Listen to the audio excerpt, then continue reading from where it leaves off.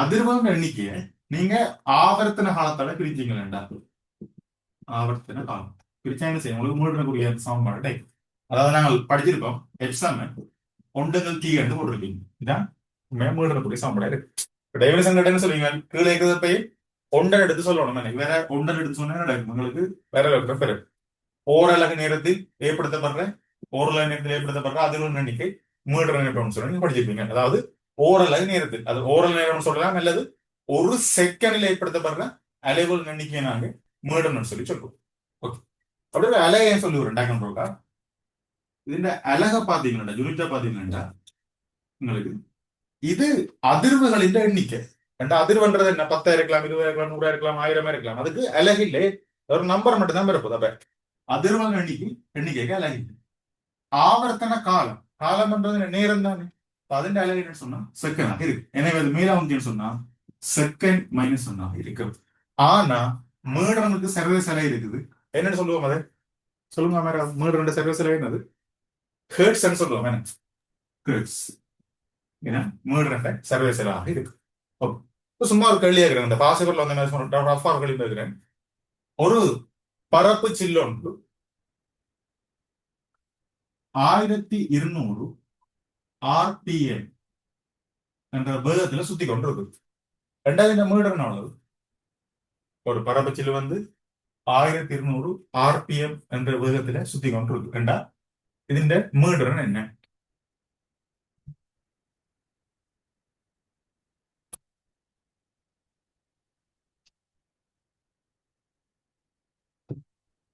ஒரு பரப்பச்சில்லானது 1200 RPM எனும் கதியில அல்லதோ இந்த வேகத்துல சுத்தம்னு சொன்னா അതിന്റെ மீட்டர் என்ன?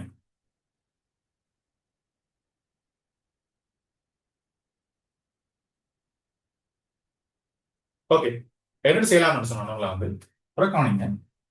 ഇതിന്റെ അർത്ഥം என்னன்னு சொல்லி பார்க்கணும். எனக்கு ஒரு ஆன்சர் கொடுங்க. ஓகே, சரி உங்களுடைய ഇതിന്റെ ആൻസർ ഇതിന്റെ அர்த்தம் என்ன சொன்னா RPM என்றா ரொட்டேட்ல ரெவல்யூஷன் தான் சொல்லுவாங்க. ரொட்டேட்னு சொன்னா சுத்தி கொண்டு மூவ் பண்ணணும். என்ன அப்ப ரெவல்யூஷன் சொல்லுவாங்க. அது ரெவல்யூஷன் மீட்டர் சொன்னாங்க. இதுல அர்த்தம் என்னன்னா ஒரு நிமிடத்துல கிட்டத்தட்ட 1200 சுற்றுகளை சுத்த போகுது. அப்ப நான் எழுதலாம் சொன்னா அதாவது ஒரு நிமிடத்துல எத்தனை சுத்த போகுதுன்னு சொன்னா 1200 தானே சுத்து. ஆனா நாமளும் சொன்னா மீட்டர் என்ன அர்த்தம்? ஓரலகு நேரத்தில் அல்லது ஒரு செகண்டில் ஏற்படுத்தப்படுற சுழற்சிகள் எண்ணிக்கை தான் என்ன சொல்லுவோம்னு சொன்னா மீட்டர்னு சொல்லி சொல்லுவோம். அதாவது ஓரலகு நேரத்தில் அல்லது ஒரு செகண்ட்ல எத்தனை சுத்துதோ என்ன இருக்கு மீட்டர்னாக இருக்கு. அப்ப அப்படி பார்த்தோம்டா ஒரு நிமிடத்துல 1200 தடவை சுத்துது. இப்ப நாங்க என்ன சொல்லணும்? ஒரு செகண்டுக்கு தானே மாத்தணும். ஒரு செகண்டுக்கு மாத்தணும். இதை நாங்கள் 60 பிரிச்சிருக்கோம். அப்ப என்ன செய்வோம்? இதே முழுக்க 60 பிரிக்கும். இப்படி பிரிச்சு விட்டாங்க எவ்வளவு வரப்போகுதுன்னு சொன்னா 20 ஹெர்ட்ஸ் வரும். விட அப்ப மீட்டர் வந்து 20 ஹெர்ட்ஸா இருக்கும். சிலாக்கள் என்ன செய்வாங்கன்னு சொன்னா மீட்டர் வந்து இப்படி தருவாங்க 20 RPS தருவாங்க. இது revolution per minute revolution per second இருக்கு. அப்ப RPSல இருந்தா இந்த மறைமுகம் என்னடா உங்களுக்கு நேரடியாகவே மீட்டர் தந்திருக்குன்னு சொல்லிதான் அதனுடைய அர்த்தமாக இருக்கு. ஓகே, அப்ப உங்களுக்கு RPMல தந்தா நீங்க என்ன செய்யும்? உங்களுக்கு RPSக்கு மாத்தி அதாவது மீட்டர்னுக்கு மாத்தி மீட்டர்னா காணக்கூடியவாறு உங்களுக்கு இருக்கு நினைக்கிறேன். ஓகே, இப்ப அடுத்த விஷயத்துக்கு போகும். அப்ப இதுல நீங்க ஞாபகப்படுத்த விஷயம் சொன்னா எக்ஸாம் ஒன்றுங்கள் தீ என்னோட சமன்பாடு இருக்கு ரெண்டு ஞாபகப்படுத்த எக்ஸாம் அடுத்த விஷயத்துக்கு போகும்.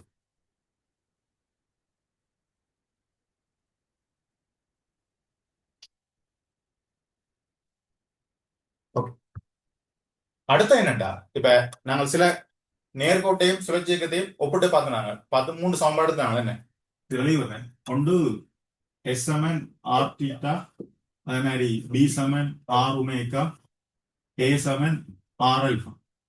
இதை தவிர எஃப் சமன் ஒன்றுங்கள் டி, மீட்டர் சமன் ஒன்றுங்கள் ஆவர்த்தன காலம் அப்படின்னு செய்யறாங்க. ஒரு 4 சமன்பாடு இதுவரையே பார்த்துட்டு இனி 5வது விஷயத்துக்கு போகும். 5வது விஷயம் என்னடா பழைய செய்வோம். 2 ஒப்பிட்டு தொடர்பு எடுக்க போறோம் பொதுவா. ஓகே, என்ன தொடர்புன்னு சொன்னா இப்ப இப்படி யோசிங்க. அதாவது கோண வேகம் அதனால உமேகான்னு சொல்றாங்க.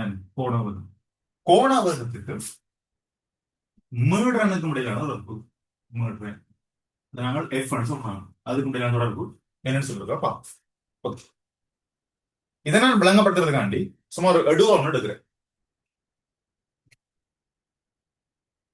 அது என்ன எடுக்கலண்டா இப்படி யோசிங்க. இது ஒரு வட்டப்பாதை, இது ஒரு வட்டப்பாதை. ஆரம்பத்துல இதுல ஒரு துணிக்கே இருக்குன்னு வைங்க. இந்த இடத்துல துணிக்கை ஒன்று இருக்கும். எந்த துணிக்கை ஒன்று இருக்கும். நேரம் டி சமன் சைவரா இருக்கு ஆரம்பத்துல. இவர் என்ன செய்யப்படுறா அப்படியே ஃபுல் ரவுண்ட், அதாவது முழு வட்டத்தையும் செய்யப்படும், சுத்தி கொண்டு வந்து மறுபடியும் ஆரம்பத்தானத்துக்கு வரப்படுறது வைங்க. மறுபடியும் ஆரம்பத்தானத்துக்கு வரப்படுறது. அப்படி ஒரு முழு ரவுண்ட் முழு வட்டம் வந்து சுத்தி கொண்டு மறுபடியும் அந்த ஆரம்பத்தானத்துக்கு வரைக்க ஒரு டைம் எடுத்திருக்கும். அந்த டைம் என்ன செய்யணும், ஒரு கேபிலிட்டி எடுத்து வைக்கிறது. அதுவும் என்ன சொல்றான்னு சொன்னா, இந்த துணிக்க ஒரு முழு சுழற்சி ஏற்படுத்துறதுக்கு எடுத்த நேரத்தை நான் டி என்று வைக்கிறேன். அது என்ன எடுகோலாக இருக்கு. இப்பதான் ட்ரை பண்ணி பார்ப்போம். முதலாவது கோண வேகம் சாம்பட போடுவோம். அதாவது கோண வேகம், கோண வேகம். இப்ப நார்மலா என்ன சாம்பார்னு சொன்னா, உங்களோட வேகம் மட்டும் கேட்டா என்ன சொல்லிருப்பீங்க, இடப்பெயர்ச்சி நேரம் சொல்லிருப்பீங்க. வேகத்துக்கு என்ன சாம்பார்னு சொன்னா இடப்பெயர்ச்சி நேரம் சொல்லிருப்பீங்க. அதே மாதிரி கோண வேகத்தை கிட்டபடியா எனக்கு ஒரு சாம்பார் சொல்றேன். என்ன சாம்பார்னு சொன்னா, கோண இடப்பெயர்ச்சி இங்கு, கோண இடப்பெயர்ச்சி அதன் கீழ் நேரம் போடும். எனக்கு ஒன்றும் இல்ல, இந்த கோணம் அடிஞ்ச வேர்ட்ஸ் வந்திருக்கு, இங்கே கோணம் ஒரு வேர்ட்ஸ் வந்திருக்கு. மறுபடியும் அது நார்மல் சாம்பார் தான். இடப்பெயர்ச்சி வேகம் சாம இடப்பெயர்ச்சிக்கு நேரம் அதே சாம்பார் என்ன செய்யணும், முன்னுக்கு இருக்கா கோணம் என்ற வேர்ட்ஸை போட்டுருக்கோம். நாங்க கோண பேச்சிய உமேக்கான்னு சொல்றோம், அதுல குறியிட போறோம். கோண இடப்பெயர்ச்சியை நாங்க டீட்டாண்டு வைக்கிறாங்க. அது மாதிரி நேரத்தை டீ ஆண்டு வைப்போம். எங்களோட என்ன சொல்லலாம், விடத்துல அப்படி ஸ்டப் பண்ணி போட்டு இது ஒரு சமன்பாடா கொண்டு தான் எழுதி வைக்கலாம். என்னண்டு உமேகா சம கோண பேச்சுக்கு நேரம், இதுவுமே இன்னொரு சமன்பாடு தானே. அதாவது உமேகா சம கோண பேச்சுக்கு நேரம் ஒரு சமன்பாடு. இது ஸ்டப் பண்ணி வைக்கலாம். ஓகே, நாங்க என்ன செய்வோம், கொஞ்சம் மூவ் பண்ணி கொண்டு நாங்கள இதை சுருகி கொண்டு போவோம். எந்த கேள்வியை பொறுத்தவரையில் என்ன சுனிக்க வந்து எவ்வளவு இடப்பெயர்ச்சி அடைஞ்சிருக்குன்னு சொன்னா, உண்மையா ஒரு முழு ரவுண்ட் சுத்தி இருக்கேன். முழு ரவுண்ட் 360 பாக தானே. எங்களுக்கு தெரியும் 360 பாக நாங்கள் பையில மாத்தினோம்டா பை என்ற 180 பாக 360 என்ன செய்யும் 2 பை. அதுங்க எடுத்த நேரம் தான் என்ன வச்சுனா டி என்று வச்சுனா கேபிட்டல் டி என்று வச்சுனானே, அப்ப டி ஆகி இருக்கு. எனவே நான் இப்போ ஒரு சமன்பாடு எழுதி போடலாம். அது என்ன சமன்பாடுன்னு சொன்னா, உமேகா சமன் 2 பை டி. இது ஒரு கணக்கு என்ன படுத்தி வைக்கணும். அப்ப அதே நான் எழுதி வரும். அதாவது உமேகா சமன் 2 பை டி. இது ஒரு சமன்பாடு. நான் அழிந்த தலையங்கம் என்னது, கோணவத்துக்கு மீனக்கூடிய தொடர்பு தான் காணணும். அப்ப அதுக்கான என்ன செய்வோம், இதோட இன்னும் கொஞ்சம் உடச்சு கொண்டு போவோம். இன்னும் கொஞ்சம் உடச்சு கொண்டு போவோம். இப்ப இதெல்லாம் எப்படி எழுத போறோம்டா, இந்த எழுதுறேன். உமேகா சமன் 2 பை இருக்குது, அப்படி எழுதுவோம். 2 பை தர ஒன்றுங்கள் டி என்று போறோம். உண்மையா இதெல்லாம் எப்படி எழுதுல இந்த பிள்ளைங்க தர ஒன்றுங்கள் டி சொல்லி போறோம். இது அப்படியே மாறும். இனி உமேகா அப்படி இருக்குன்னா 2 பையும் அப்படி இருக்கு. உங்களுக்கு தெரியும் ஒன்றுங்கள் டி என்ற என்ன தரும், இதுல பாத்தீங்கன்னா ஒன்றுங்கள் டி என்ற என்ன தரப்போகுது, எஃப் தரப்போகுது. ஒன்றுங்கள் டிக்கு பதில் என்ன செய்யலாம், எஃப் போடலாம். எனவே எனக்கு ஃபைனலா ஒரு சம்பளம் வந்து என்ன சொன்னா, உமேகா சமன் 2 பை எஃப் ஆக இருக்கு. இது கோண வேகம், இது மீடுறேன். இது ஒரு முக்கியமான சமன்பாடு, எம்சிக்யூல அடிக்கடி கேட்கிறது. இது ஒரு முக்கியமான படி கொள்ளுங்க. உமேகா சமன் 2 பை எஃப். ஓகே, எனக்கு ஒன்றும் இல்லை, ஒரு முழு வட்டத்தை சுத்துறதுக்கு எடுக்கிற நேரத்தை கேபிட்டல் டி எடுத்து வச்சுனா ரெண்டா கோணவத்தை காணும். அதுக்கு என்ன செய்யணும், கோண பேஜ் நேரத்தை வச்சுனா கோணவம் பெறும். ஒரு முழு சுழற்சியை சுத்தி இருக்குது, அப்ப மொத்தமா 360 அதை நான் என்ன செய்யலாம் 2 பை என்று போடுவோம். எடுத்த நேரத்தை கேபிட்டல் டி எடுத்து வச்சுக்கலாம். இனி இதனால் இப்ப எழுதினா வெளி போட்டு ஒன்றுங்க தீக்கு பதில் என்ன செய்யணும், எஃப் போடணும். போட எனக்கு உமேகா சமன் 2 பை எஃப் என்ற சமன்பாடு. ஓகே, இதுவரை சொன்னதுல டவுட் இருந்தா கேட்கலாம்.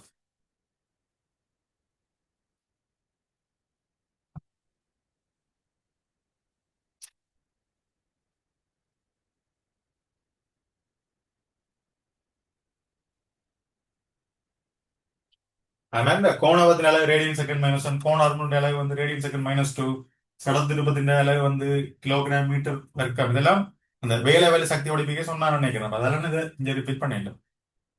ஓகே, இது சரியான சொல்லுங்க. அடுத்த விஷயத்துக்கு போவோம். கழிக்கிறேன்.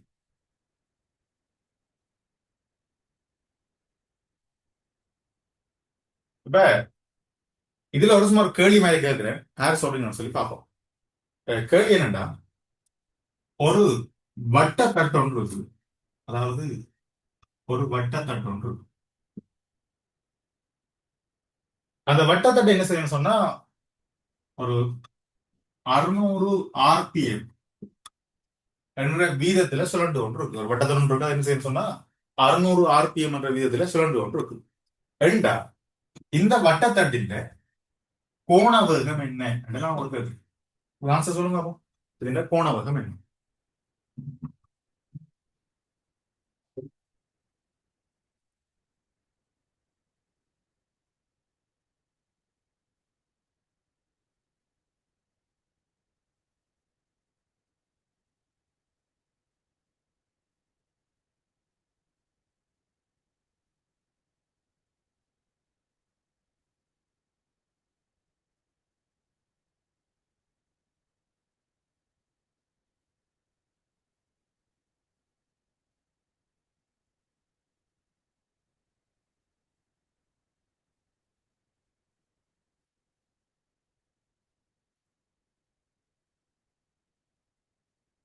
102 உங்க ஆன்சர் சரி. அது மாதிரி 107 உங்களோட ஆன்சர் சரி.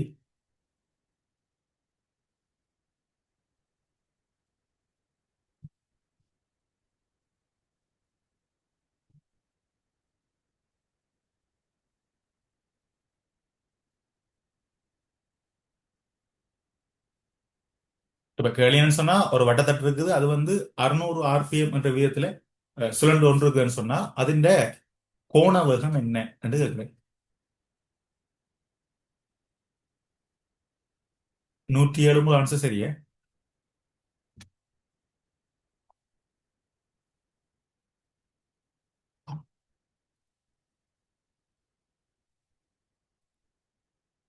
அது மாதிரி 108 உங்களோட ஆன்சர் சரி.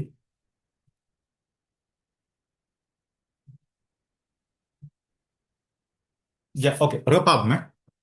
அஹ், ஒரு மறுபடியும் கேள்வி சொல்றேன். ஒரு வட்டத்தட்டு இருக்கு. அதை என்ன செய்யணும்னு சொன்னா 600 ஆர்பிஎம் என்ற வீதத்துல சுழண்டு கொண்டு இருக்கு. ரெண்டா ഇതിന്റെ கோண ஆறுமுடுகல் சாரி கோணாவகம் ஜாதகம் சொல்லி கேட்கிறேன். ஒரு சின்ன ஸ்டோரி ஒன்று இருக்குன்னு சொன்னா கிளாஸ்ல ஒருத்தர் இருந்தார். அவர் பேர் வந்து தேவாயனன் சொல்லி படிக்க.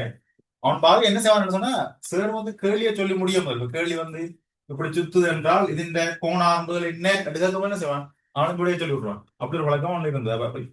கட்டிக்காரன் மாதிரி இருந்தான். சரி ஓகே இவனா விஷயத்துக்கு வரும். ஓகே நீங்களும் அவ்வளவுக்கு ஸ்பீடா சொல்லணும்னா எதிர்பார்க்கிறேன். ஓகே இப்ப இந்த விஷயம் என்னண்டா இது ஒரு வட்டத்தட்டு ஒன்று இருக்குது. இது என்ன செய்யணும் சொன்னா 600 ஆர்பிஎம் என்ற வேகத்துல வந்து சுத்தி கொண்டிருக்குதுண்டா இதுல கோணவகம் என்று சொல்லி கட்டிருக்கு. அப்புறம் பாருங்க உங்களுக்கு கேள்வியை பொறுத்தவரை என்ன வந்திருக்குன்னு சொன்னா 600 ஆர்பிஎம் இதுல அர்த்தம் என்ன? ஒரு நிமிடத்துல வந்து இந்த வட்டத்தட்டு வந்து 600 தடவை சுத்த போகுது. அப்ப நான் இதை கெஸ் பண்ணலாம் என்னன்னு சொன்னா ஒரு நிமிடத்துல 60 சுத்துன்னு சொன்னா ஒரு செகண்ட்ல எத்தனை சுத்துன்னு சொன்னா பாக்கலாங்க. அதுக்கான முதல் ஆன்சர் சொன்னா இந்த விஷயத்துல எழுதுறேன். அதாவது ஒரு நிமிடத்துல எத்தனை அடி சுத்துன்னு சொன்னா 600 தடவை சுத்துது. எனவே ஒரு செகண்ட்ல எத்தனை அடி சுத்தும்னு சொன்னா நாங்க என்ன சொல்லணும் அதை 60 தடவை பிரிக்கணும். பிரிச்சா கிட்டத்தட்ட 10 ஆர்பிஎஸ் வரும். இல்லைன்னு செய்யும் 10 ஹெர்ட்ஸ் வரும். உங்களுக்கு தெரியும் ஒரு நிமிடம் அதாவது ஒரு செகண்ட்ல எத்தனை அடி சுத்துதோ அதான் என்ன இருக்கு உங்களுக்கு மீடர்னாக இருக்கு.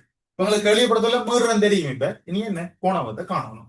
இப்ப மீடர்னையும் கோணவத்தையும் சம்பந்தப்பட்ட சமமான சொன்னா என்ன சொன்னா உமேகா சம 2π f சொல்லி சொன்னா. ஏன்னா இதுல எழுதுறேன் உமேகா சம 2π f ரெண்டு ஓகே பைக்கான நீங்க என்ன செய்யணும் 3.14 அல்லது 22 போடணும். எஃப் தெரியுமான்னு சொன்னா 10 இத பெருக்கொடிங்கன்னு சொன்னா 8 2 6 அதாவது 62.8 ரேடியன் ஒரு செகண்ட் மைனஸ் சொல்லுவோம். எனக்கு ஒண்ணும் இல்ல நிமிடத்துல எத்தனை சுத்தம்னு சொன்னா செகண்ட்ல எத்தனை சுத்தம்னு சொல்லி பார்த்தேன்னா அது உங்களுக்கு மீடர்னு தெரியும். மீடர்னு தெரிய மாட்டேங்க சில நான் உமேகா சமன் 2πf ஓட மாட்டேன் கோணம் வந்து கிடைச்சிடும். ஓகே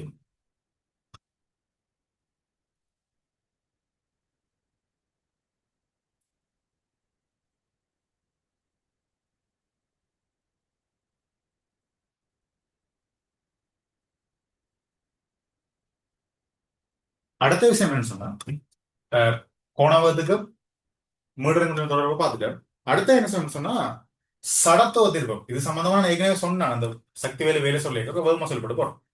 என்னன்னு சொன்னா சடத்துவ திருப்பம்.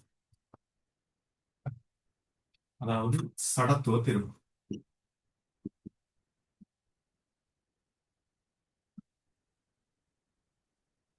அதை நாங்கள் ஐயான்னு குறிப்பிட்டாங்க ஐயான்னு குறிப்பிட்டோம். உண்மையா ஒவ்வொரு பொருட்களுக்குமே ஒவ்வொரு சடத்துவ திருப்பம் இருக்கு. இந்த மைய எங்க திணிவு சரிந்திருக்கின்ற மாதிரி பாக்குறதாங்க சடத்துவ திருப்பமாக இருக்கும் பொதுவாக. நார்மலா சடத்துவ திருப்பம் சமன்பாடு இருந்தாலும் நாங்க என்ன செய்யலாம், ஒவ்வொரு பொருளுக்கும் அதுக்கு நிறுவப்பட்டு எடுக்கப்பட்ட சமன்பாடு இருக்கு. அதை நாங்க எக்ஸாம்பிளா வந்து தெரியக்கூடியவாறு இருக்கு. ஓகே, பிறகு அந்த பொதுவா இருக்க சமன்பாடு சொல்லி வரும். என்ன நடக்க போதுங்க, இதுல ஒரு அச்சு ஒன்று இருக்குன்னு வைங்க, ஒரு அச்சு ஒன்று இருக்குன்னு வைங்க, ஒரு அச்சு. இந்த அச்சுல இருந்து ஒரு ஆர் என்ற செங்குத்து தூரத்துல, இதுல இருந்து ஒரு ஆர் என்ற செங்குத்து தூரத்துல ஒரு தெளிவு ஒன்று இருக்கு. அதனால எம் என்று வைப்போம்.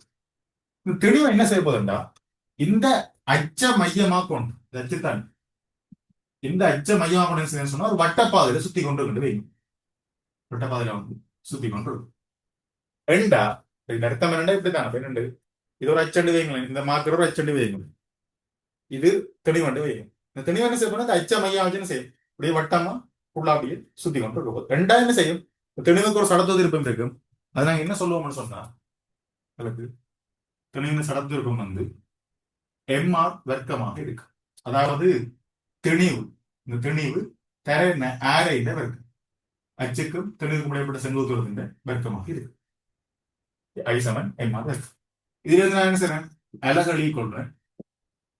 தெளிவின் அளவு கிலோகிராம், ஆரண்ட் அளவு மீட்டர் வர்க்கம். அப்ப உங்களுக்கு கிலோகிராம் மீட்டர் வர்க்கமாக படத்திருப்பதின் அலகு. ஓகே, ஆனா எக்ஸாம்பிள் எப்படி ஒரு கேள்வி வைங்க, ஒரு வட்ட தட்டொன்று இருக்குது, இந்த தெளிவு தந்திருக்கு, ஆர தந்திருக்கு. இப்ப இந்த சடத்து திருப்பம் என்னன்னு சொல்லி கேட்டா நீங்க என்ன செய்யக்கூடாது, நேரடியா ஐசாமன் எம்ஆர் வர்க்கம் மட்டும் போட்டு தெரிஞ்சீங்கன்னா பிள்ளையாதான் பேரு. ஏனென்றா ஒரு தட்டின் சடத்து திருப்பம் வந்து ஏதோ அரை எம்ஆர் வர்க்கம் மட்டும் வெறுமாகும். இப்ப வளையத்துக்கு தான் எம்ஆர் இருக்கும், சிலதுக்கு 3 எம்ஆர் வைக்க முடியல, மாறி மாறி வருது. அதெல்லாம் என்ன செய்யலாம், நேரடியா ஒரு பொருளை கேட்டு போட்டு இதுல சடத்திருப்பம் என்னன்னு சொல்லி கேட்டா என்ன செய்யலாம், இந்த சாம்படை கொண்டு வந்து பிற வைக்கலாம். அது நீங்க இது தொடர்புல பாடமாக்க வேண்டிய தேவையும் இல்லை. எக்ஸாம் கேட்டுன்னு சொல்லலாம், அவங்களுக்கு பிறகு இருக்க டைம் தருவாங்க. அதெல்லாம் நீங்க இந்த பாடமா கொண்டு தேவையில்லை. நீங்க என்ன ஒன்றே ஒன்று மட்டும் வச்சுக்கோ, சடத்திருப்பதுக்கு ஒரு சாம்பார் இருக்கு, அது எம்ஆர் இருக்காம். இது ஒரு பொதுவான சாம்பாடு, ஒரு பொருளை கிடையாது செய்யலாம். அதுக்கு நம்ம இந்த சாம்பாடை கொண்டு பெருதுட்டு விடிய நாங்க காண இயலாது. ஓகே,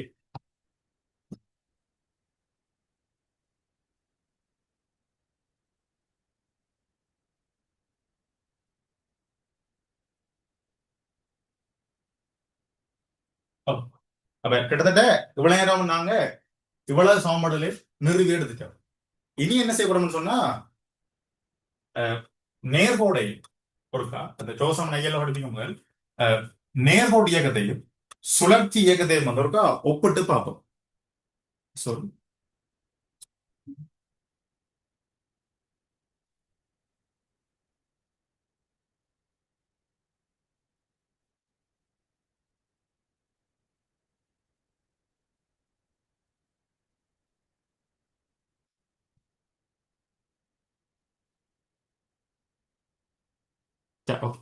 அப்ப அடுத்த என்ன செய்யணும்னு சொன்னா, நேர்கோடு இயக்கத்தையும் சுழற்சி இயக்கத்தையும் வந்து நான் ஒப்பிட்டு பார்க்கப்படும் ரெண்டையும். ஓகே, ஒரு கவனிங்க, நான் அதுக்கான என்ன செய்யணும்னு சொன்னா, ஒரு பக்கம் வந்து நேர்கோடு இயக்கம் மட்டும் போடும், நேர்கோடு இயக்கம்.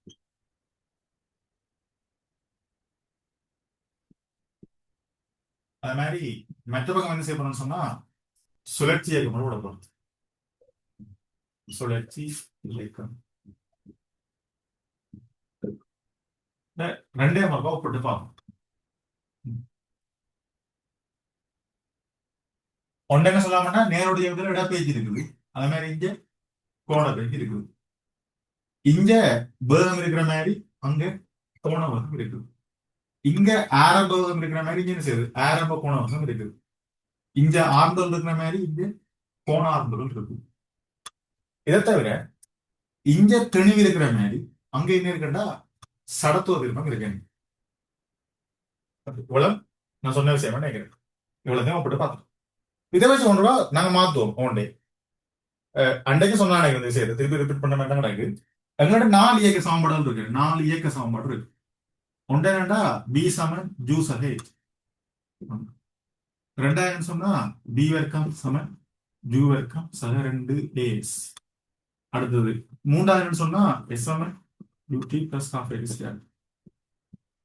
இதை நீங்க முதலே படிச்சிருப்பீங்கன்னு நினைக்கிறேன். அது மாதிரி அடுத்து என்ன சொன்னா எஸ்எம்என் plus u by two into t. இப்படி 4 இயக்க சமன்பாடு இருக்கு. இதெல்லாம் நேருடைய இதில் படிக்கிறாங்க. இப்ப என்ன செய்ய போறோம்டா, இதை நாங்கள் அங்கால அப்படியே மாத்த போறோம். மட்டும்தான் கோண இயக்கத்துக்கு மாத்த போறோம். உங்களுக்கு கட்டுரா வினாவில சுழற்சி இயக்க கேள்விகள் வர்றது. இப்படி வந்தா என்ன எடுத்தோம்னா, இந்த 4 இயக்க சமன்பாடு வச்சு கொண்டுதான் உங்களுக்கு அங்கால வர கேள்விகள் வந்து இதுல அது பிறகு எப்படி காண முடியுமா இருக்கு சரி கேள்விகள் நம்மளா வந்து விட்டுரும். அப்ப அதுக்காக சரி திருப்பி இருக்கா ரிப்பீட் பண்றது. ஓகே, இது அப்படியே நாங்க மாத்துவோம். இந்த இறுதி வதம் இருக்கு. இறுதி வதம் என்ன வரப்போகுது? இறுதி போன வரும் என்ன அப்ப ஆன்சர் அதுக்கு பதில் உமேகான்றது இருமங்கள். பிக்கு பதிலா உமேகா. ஜூ இருக்குது. ஜூக்கு பதிலா என்ன உமேகா நோட் தானே, அதாவது உமேகா நோட் பிளஸ் ஆறுங்குள்ள பதிலா என்ன இருக்கு? அல்பா இருக்கு. Alpha t. அடுத்த என்ன சொன்னா ரெண்டாவது பி இருக்கா. பி காண்டி உமேகா இருக்குன்னு உமேகாவை இருக்கான். அது சம ஜூ இருக்கும். ஜூ காண்டி உமேகா நோட் பிளஸ் 2 ஏ காண்டி அல்பா என்ன அல்பா எஸ் இடப்பெச்சுக்கான என்ன இருக்குன்னு சொன்னா கோண பேச்சு டீட்டா இருக்கும். இது ரெண்டா சமம். நம்ம மூன்றாவது நேரடி அழிவுறேன். எஸ் காண்டி டீட்டா வேணும். டீட்டா அது சம ஜூ காண்டி omega naught t plus half ஏ காண்டி அல்பா அல்பா டி வர்க். அது மாதிரி நாலாவது எஸ்க்கு பதிலா டீட்டா போடுவீங்க. டீட்டா அது சம பிக்கு பதிலா உமேகா பிளஸ் உமேகா நோட் இருந்து 2 பெற டி. அப்ப அதை நீங்க அப்படியே மாத்தி தான் அங்க வந்த சாம்பாடாக இருக்கு உங்களுக்கு. இதை நீங்க ஈஸியா ஞாபகப்படுத்தி கொள்ளலாம். ஓகே, இதை தவிர நாங்க இங்க படிச்சாங்க நேர்கோட்டு இயக்க சக்தி என்னென்ன? நேர்கோட்டு இயக்க சக்தி. நேர்கோட்டு இயக்க சக்தி அதுக்கு உங்களுக்கு சமன்பாடு என்ன வந்திருக்குன்னு சொன்னா அரை எம்பி வர்க்கம் வந்திருக்கு. நேரோட இயக்க சக்தி அரை எம்பி வர்க்கம். இதை நான் அங்க மாத்தினோம்னு சொன்னா அரை அப்படி எழுதுவோம். அரை எம் பதில் அவனுக்கு என்ன வருமாங்க? ஐ தானே வரப்போகுது. அப்ப ஐ பி வர்க்கம். பிக்கு பதிலா உமேகா வரப்போகுது. அப்ப உமேகா வர்க்கமாக இருக்கு. அப்ப உண்மை என்ன எடுத்தோம்னா நேர்கோட்டு இயக்க சக்திக்கு அரை பி வர்க்கம்ன்ற மாதிரி சுழற்சி இயக்க சக்திக்கு என்ன சமன்பாடு சொன்னா அரை ஐ உமேகா வர்க்கமாக இருக்கு. இதை தவிர எங்களுக்கு இங்க பிசா படிச்சிருப்போம். இந்த இடத்துல பிசை என்ற ஒரு கணிக்கும் பிசை நாங்கள் எப்சாமன் எம்ஏன்னு சொல்றோம். இதே மாதிரி தான் சுழற்சி இயக்கத்தில் என்ன வரும்னு சொன்னா இங்க பிசை இருக்கிற மாதிரி அங்க முறுக்கம் என்ற ஒரு கணிக்கும் இருக்கு. சாரி, முறுக்கம் என்ற ஒரு கணிக்கும் இருக்கு. இப்ப முறுக்கம்னா என்ன எடுத்த மாட்டேன் சிம்பிளா யோசிங்களேன். ஒரு வாகனத்தில இருந்து முறுக்கமும் பேகங்களுக்கு ஒரு இன்ஜின் உற்பத்தி செய்யப்படும். அதனால தேவைக்கேற்ற மாதிரி மாத்திட்டாங்க. ஒரு எக்ஸாம்பிளுக்கு வாகனத்தை ஸ்டார்ட் பண்ணி வாகனத்தை மூவ் பண்ற டைம்ல எங்களுக்கு என்ன செய்யும் ஃபர்ஸ்ட் கியர்ல இதை எடுக்கிறனாலே கூட முறுக்கம் பண்றாங்க. இதே ஒரு என்ன சொல்ற ஹைவேயா இருக்குது ரெண்டாம் நேரத்துல அதிக வேகம் தேவை. அப்ப என்ன சொல்லுவாங்க ஃபிஃப்த் கியர்ல வச்சு விடுவோம். அந்த என்ன செய்யறோம் முறுக்கத்தையும் வேகத்தையும் மாத்துறோம். ஒரு மேட்டு நிலத்துல கொண்ட வாகனத்தை நீங்க இயக்குறீங்கன்னு சொன்னா ஒரு மேடு ஒரு குட்டியான இடத்துல இல்ல மலை பிரதேசம் உள்ள வாகனத்தில் எடுத்தீங்கன்னா என்ன செய்யும் ஃபர்ஸ்ட் கியர்ல வச்சு தானே ஓடுனாங்க. அது கூட முறுக்கம் பண்றது அப்படி செய்யணும். அதான என்ன முறுக்கம் சொல்லி சொல்லுவோம். ஓகே, அதே ஒருக்கா மாத்துவோம். முறுக்கத்தை நாங்கள் ஜேக்கு எதிர்பக்கம் சொல்லுவோம். ட்ரோன்னு தான் வைக்கலாம். ஜேக்கு எதிர்பக்கம் ட்ரோன்னு சொல்லுவோம். இங்க பாருங்க எம் இருந்த மாதிரி அங்க என்ன இருக்கு? ஐ தான் நடக்குது. ஐ அடுத்தது இங்க ஏ இருக்கிற மாதிரி அங்க என்ன அல்பா இருக்குது. அப்ப முருகத்துக்கு என்ன சமம்னு சொன்னா ரோ சமன் ஐ அல்பாக இருக்கு. இப்ப நான் சொன்ன விஷயம் விளங்கிருக்குமா நினைக்கிறேன். தேவைன்னு சொன்னா ஸ்கிரீன்ஷாட் எடுத்துக்கொள்ளுமோ. இதுவரையும் விளங்கப்படுத்தினதுல டவுட் இருந்தா நீங்க கேட்கலாம்.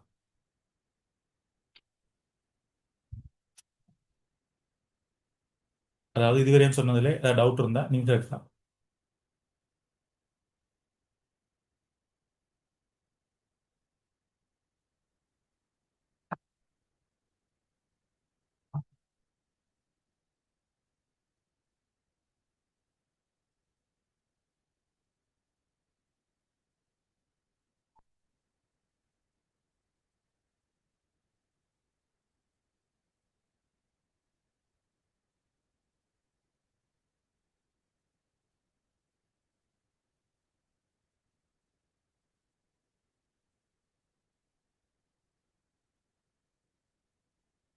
ஓகே, அப்படி இல்லாட்டி நாங்க அடுத்த விஷயத்துக்கு மூவ் பண்ணுவோம்.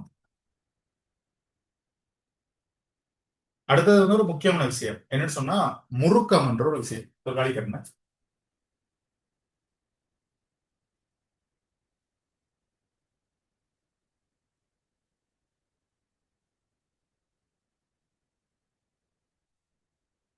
அதாவது முறுக்கம் சொல்லுவோம்.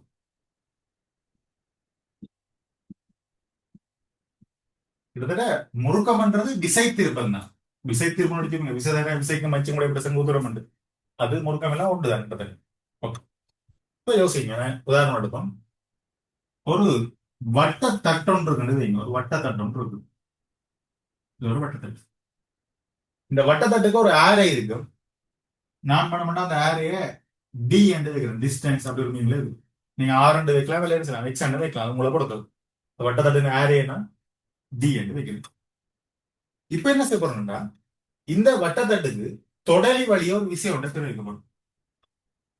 இதுதான் தொடலி தொடலி வழியோ ஒரு விஷயம் ஒன்றுனா தெரிவிக்கப்படும். இந்த பிறகு விஷயம் ஒன்றுனா எஃப் என்று வைக்கிறது. உங்களுக்கு தெரியும் எப்பயுமே தொடலியும் ஆரையும் கொண்டு கொண்டு செங்குத்தாக இருக்கும். கொண்டு கொண்டு செங்குத்தாக இருக்கு. எனக்கு ஒன்றும் இல்லை. ஒரு வட்டத்தட்டு இருக்குது. இந்த வட்டத்தட்டுல ஆரையை நாங்கள் டி என்று வச்சு நாங்கள் தொடலி வழியே பிறகுற விஷயம் வந்து எஃப் என்று வச்சுக்கலாம். அப்படி இருக்குமெண்டா இந்த தட்டின் மூலம் உருவாக்கப்படுற முறுக்கமானது உங்களுக்கு எப்படி வருமெண்டா விசைவேற விசைக்கும் அச்சுக்கும் இடைப்பட்ட செங்குத்து தூரமாக இருக்கும். அதாவது விசைக்கும் அச்சுக்கும் இடைப்பட்ட செங்குத்து தூரமாக இருக்கும். குறியீட்டுல போட்டோம்னு சொன்னா முறுக்கத்தை ட்ரோவான்னு குறிக்கணும்னாங்க விசையை எஃப்னு சொல்லுவோம். ஆரே டின்னு சொல்லுவோம். இது ஒரு முக்கியமான சமன்பாடு. அதாவது ரோ சமன் எஃப் இன்டு டி அல்லது எஃப் இன்டு ஆர் அல்லது எஃப் இன்டு எக்ஸ் எடுக்கலாம். அப்ப தெளிவசன் ரோ சமன் எஃப் இன்டு டி. இது ஒரு முக்கியமான சமன்பாடு. இப்ப ஒரு இந்த அலகை முருகா பார்த்துக்கொண்டாங்க அல்ல டிசைன் அலகு தெரியும் உங்களுக்கு நியூட்டன். இது தூரம் என்ன அப்ப அலகு மீட்டர். இப்ப முறுக்கத்தின சர்வேசலம் என்னன்னு சொன்னா நியூட்டன் மீட்டரா தான் இருக்கு. இதைத்தான் நீங்கள் விசை என்ற பாடத்துல படிச்சுட்டு வைங்க. நாம இருக்க யோசிங்க. இது ஒரு அச்சண்டு வைங்க. இது ஒரு அச்சு. இந்த அச்சில இருந்து ஒரு எக்ஸ் என்ற செங்குத்து தூரத்துல ஒரு விசை ஒன்று பிரயோகப்படுது வைங்க. எஃப் என்ற விசை பிரயோகப்படுது. ஏண்டா ഇതിന്റെ விசை திருப்பதை நீங்க எழுதிப்பீங்க. X direction எழுதிப்பீங்க. அப்ப விசை திருப்பம்ன்றது முழுக்கம்ன்றது ஒன்றுதான். ஓகே.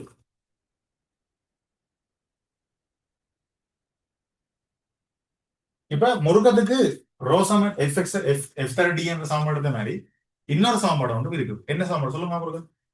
அதாவது முருக்கத்துக்கு ரோசமன் எஃப் டி என்ற மாதிரி இன்னொரு சமன்பாடு இருக்குதானே. ரோசமன் ஐஎல் ஃபாண்டு இருக்கானே. ஓகே அதை ஒரு பார்ப்போம். கழிக்கிறேன்.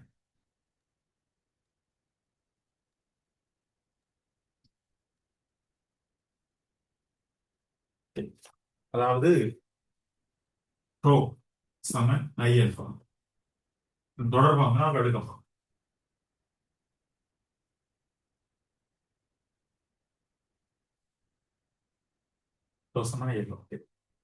அப்புறம் கவனிங்க இதுக்காண்டி சும்மா ஒரு ஒரு தொகுதி என்ன எடுப்போம். ஒரு தொகுதி என்று வைங்க. இது ஒரு தொகுதி. இப்ப ஒரு தொகுதியில வந்து கணக்க துணிக்கைகள் இருக்கு. உதாரணத்துக்கு இதுல துணிக்கை இருக்கு. அதுல தெளிவாக சொன்னா எம் பன் என்று இருக்கும். எம் பன் தான் தெளிவு. அது வந்து மையத்தில இருந்து ஒரு R1 என்ற தூரத்துல தள்ளி இருக்குது. மையத்தில இருந்து R1 என்ற தூரத்துல இருக்கு. இன்னொரு துணிக்கை இருக்கின்ற வைப்போமே. இதுல இருக்கின்ற வைங்க. அது M2. அது மையத்திலிருந்து எவ்வளவு தூரம் தள்ளி இருக்குன்னு சொன்னா ஒரு R2 என்ற தூரம் தள்ளி இருக்கிறது வைங்க. அதே மாதிரி அப்படின்னு சொல்றேன். கன துணிக்கைகள் வந்து இறுதியா இதுல ஒரு துணிக்கை இருக்கு.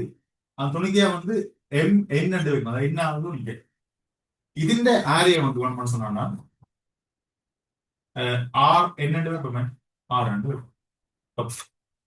இந்த குறிப்பிட்ட அந்த தட்டு அல்ல அந்த தொகுதி வந்து ஒரு கோண இயங்குது அல்லது ஒரு கோண ஆர்ந்து இயங்குது. அதை ஒன்று சொன்னாங்க அல்பாண்டு இருக்கும். குறிப்பிட்ட ஒரு கோண ஆர்ந்து இயங்குது நாங்க ஒன்று சொன்னா அல்பாண்டு இருக்கும். ஓகே. அப்படி வச்சோம்னு சொன்னா இப்ப நான் என்ன செய்ய போறேன்டா இந்த ஒவ்வொரு தொகுதியின்றையும் தொகுதியில தொழிற்படுற விசையோர்கள் எழுதி பார்க்கணும். விசை எழுதி போட்டு என்ன செய்வோம் ஒரு ഇതിന്റെ டோசம் ஐயல் பண்ண முடியும் வரும். ஓகே முதல்ல என்ன செய்வோம் ஓண்டில் உருவாக்கப்படுற விசையோர்க்க பார்ப்போம்.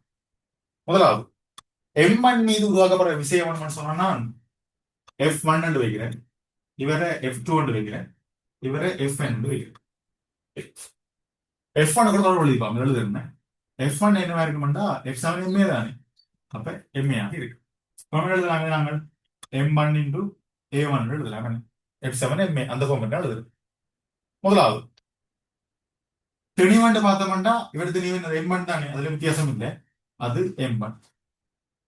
ஏக்காண்டி என்ன செய்யலாம்டா முதல் விஷயம் மட்டும் நாம கொண்டு பாருங்க. இந்த இடத்துல ஏ சமன் ஆர் அல்பான் எழுதுவோம், ஏ சமன் ஆர் அல்பா. இந்த தொடர்பு கொண்டு எனக்கு ஏக்காண்டி என்ன செய்யப்படும் சொன்னா ஆர் அல்பான் எழுதப்படும். ஆர் அல்பா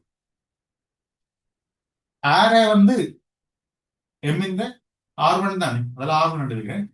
அல்பான்றது இந்த தொகுதி முழுக்க என்ன செய்யுது, அல்பான்ற கோணவத்துல இயங்குதான் என்ன செய்யும், ஒவ்வொரு துணிக்கையிலும் வந்து அல்பான்ற கோணவத்தான் இயங்க இருக்கு. உலகத்தோட லைனோட ஸ்டாப் பண்ணி வைப்போம்.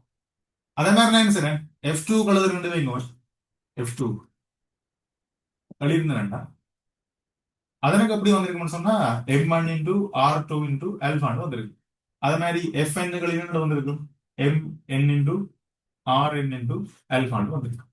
எங்களுக்கு நம்மளா கட்டது இதற்கா எழுதி இருக்கும். இனி நாம விளங்கப்படுத்தினா முறுக்கத்துக்கு ஒரு சமன்பாடு இருக்குன்னு சொன்னாங்க, ட்ரோ சமன் Fx சொன்னா அல்லது Fd சொன்னா ட்ரோ சமன். முதலாவது என்ன செய்வோம் M பண்ணுக்கு ஒரு எழுதிப்பாங்க, அதாவது M பண்ணுக்கு எழுதுவோம். M பண்ணுக்கு எழுதினா என்ன டாக்குமெண்டா அதுல ஏற்படுத்தப்படும் முறுக்கம் ட்ரோ 1, இதுல ஏற்படுத்தப்படும் முறுக்கம் ட்ரோ 1 இருக்கும். முதலாவது அதுல ஏற்படுத்தப்படும் விஷயங்கள் தெரியுமில்ல, என்னது வந்தது M1 R1 alpha, M1 R1 alpha. அதே மாதிரி ரோ 2 எழுதுவோம், சாரி M2 எழுதுவோம், M2 அதுல ஏற்படுத்தப்படும் முறுக்கம் சொன்னா ரோ 2 இருக்கும். அது எப்படி வந்திருக்கு உங்களுக்கு M2 இன்டூ R2 இன்டூ அல்பான்னு வந்திருக்கு. இதுல நான் இன்னொரு ஆட் பண்றேன், F தான் எழுதினா இதுக்கு மேல நான் F தான் எழுதினா. டி என்ற ஒன்று இருக்குல்ல, டி என்றது என்ன தூரம் எடுக்கலாம் அல்லது ஆறும் எடுக்கலாம், என்ன அச்சுக்கம் விசைக்கு முறைப்பட்ட செங்குத்தூரம். F1 பாத்தீங்கன்னா அச்சுக்கம் விசைக்கு தெளிவுக்கு முறைப்பட்ட செங்குத்தூரம் R1 தானே. அப்ப என்ன செய்யும் இது உங்களுக்கு R1 ரெண்டு பேரும், அதே மாதிரி இது உங்களுக்கு ரெண்டு பேரும் சொன்னா R2 ரெண்டு பேரும். ஓகே இப்ப நான் இதை சார்ட் பண்ணேன்னு சொன்னா இது எப்படி வரப்போகுது நம்மளுக்கு M அப்படி இருக்கட்டும் M1 R1 R1 பெருக்கம் அல்பான் இருக்கு. இவருக்கு அப்படி வந்திருக்கு M2 R2 பெருக்கம் அல்பான் இருக்கு. அதே மாதிரி எண்ணுகள் இருந்தோம்டா எண்ணுக்கு அது ப்ரோ என்னன்றது என்ன இருக்குமெண்டா எம்என் ஆர்என் அல்பா ஆர்என் வந்து இதை நான் சொல்றேன் எழுதுவோம் N2 ஆர்என் பெருக்கம் அல்பா இருக்கும். இனி இந்த தொகுதியில் ஏற்படுத்தப்படுற மொத்த முறுக்கம்ன்றது என்ன இருக்குமெண்டா ஒவ்வொரு துணிக்களால் உருவாக்கப்படுற முறுக்கத்தின கூடுதலுக்கு சமனையா இருக்கும். அப்ப நான் எழுதலாம் த்ரோ 1 த்ரோ 2 த்ரோ 3 த்ரோ என்ன ரோமனுக்காண்டி இவ்வளவு பார்த்து M1 R1 பெருக்கம் அல்பா, M1 R1 பெருக்கம் அல்பா. அடுத்ததுக்கு என்ன செய்யும் M2 R2 பெருக்கம் அல்பா வரும். அடுத்தவருக்கு அந்த அப்படியே அதே பார்த்து MN RN பெருக்கம் அல்பா வரும். இப்ப என்ன செய்யலாம்டா எல்லாத்துலயும் வேணாங்க அல்பாவை பொது இருக்கும். அல்பா வெளியில பொது எடுத்து ரெண்டு வர போதுன்னு சொன்னா M R பெருக்கம், அது இது என்ன செய்வோம் 1 2 3 1 2 எண்ணுக்குரியது வரும், இது என்ன 1 2 எண்ணுக்குரியது வரும். இப்ப நான் என்ன செய்யலாம் அல்பா அப்படியே இருக்கட்டும், எம்ஆர் வெட்காமலுக்கு என்ன தரும் உண்மையா சடத்து இருப்பது தரும். அப்ப அதுக்காக என்ன செய்யலாம் சொன்னா வந்து ஐயாண்டு போடலாம். எனவே எனக்கு ரோசம ஐயல்பான்னு தொடர் கொண்டு வந்தது. ஓகே இப்ப நான் நிறுவல தேவையில்லாம சொல்லி போடுறேன்னு நினைக்கிறேன். ஓகே இப்ப எக்ஸாம் என்னன்னு சொன்னா நிறுவனம் தேவையில்லை, எக்ஸாம் எழுதானே ஒரு கிரெடிட். அப்ப நிறுவனம் தேவையில்லை, விளங்கப்படுத்தி அப்படி வந்த எழுதுக்கான ஸ்கூல்ல விளங்கப்படுத்தி காட்டியிருப்பீங்கன்னா ஓகே அதெல்லாம் நான் பதில் சொன்னா என்னடா உங்களை பொறுத்தவரை எடுத்தேன் நிறுவனம் வேண்டாம், நீங்க என்ன செய்யணும் கடைசி முடிவு மட்டும் நான் எழுதுங்க ரோசமன் ஐஎஃப்ஆர் ஒரு சாம்படம் சொல்லி இருக்குது, அதாவது ரோசமன் ஐஎல்ஃபா.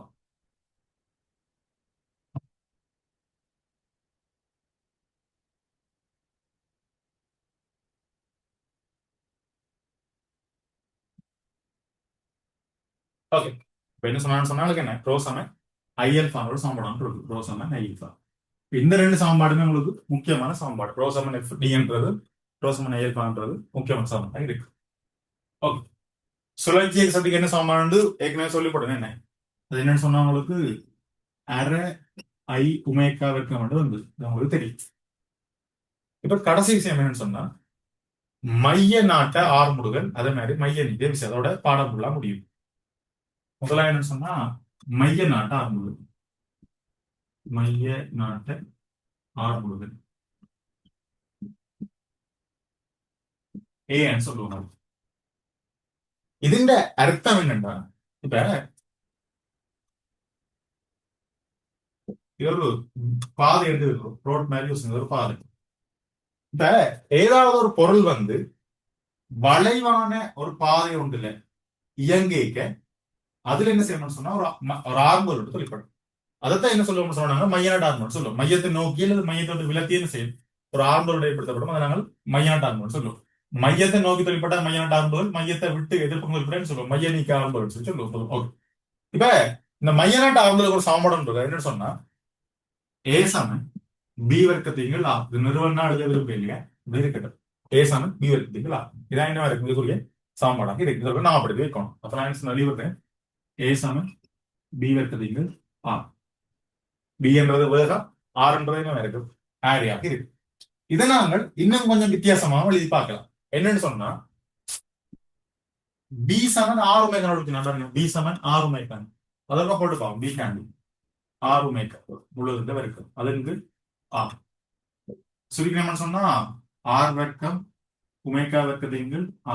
எனவே இவரை மட்டுப்பட்டு போறோம்னு சொன்னா ஆர் உமேகா வர்க்கம் வந்து, அதாவது ஆர் உமேகா வர்க்கம். ஒரு விஷயம் ஞாபகப்படுத்திக் கொள்ளுங்க, உங்களுக்கு மைய நாட்டு ஆர்மர்களுக்கு ஒரு சமன்பாடு இருக்குது.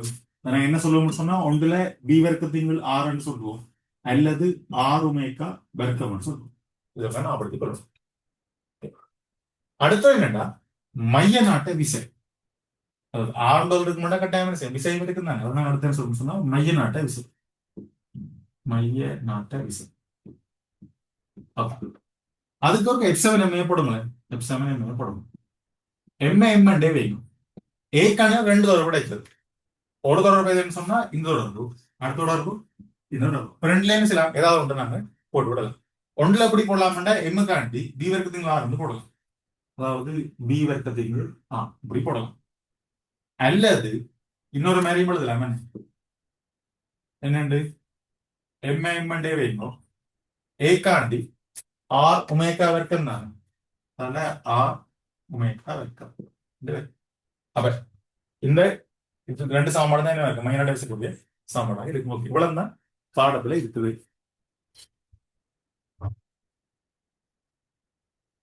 ஏதாவது டவுட் இருந்தா நீங்க கேட்கலாம் என்கிட்ட.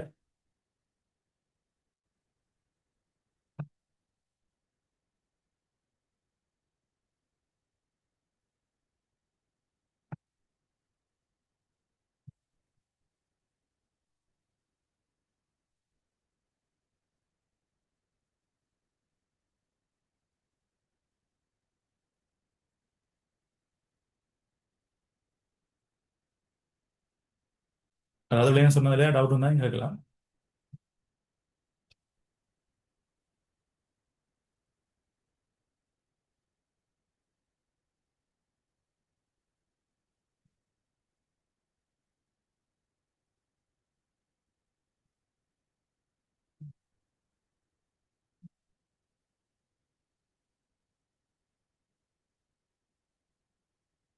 ஓகே, அப்ப டவுட் இல்லாட்டிக்கு நாங்கள் அடுத்த கிளாஸ்ல வந்து இது சம்பந்தமா வந்த கொஞ்சம் கேள்விகளை பார்த்துட்டு பாசிபிள் வந்த கேள்விகளையும் அப்படியே தொடர்ந்து பார்ப்போம்.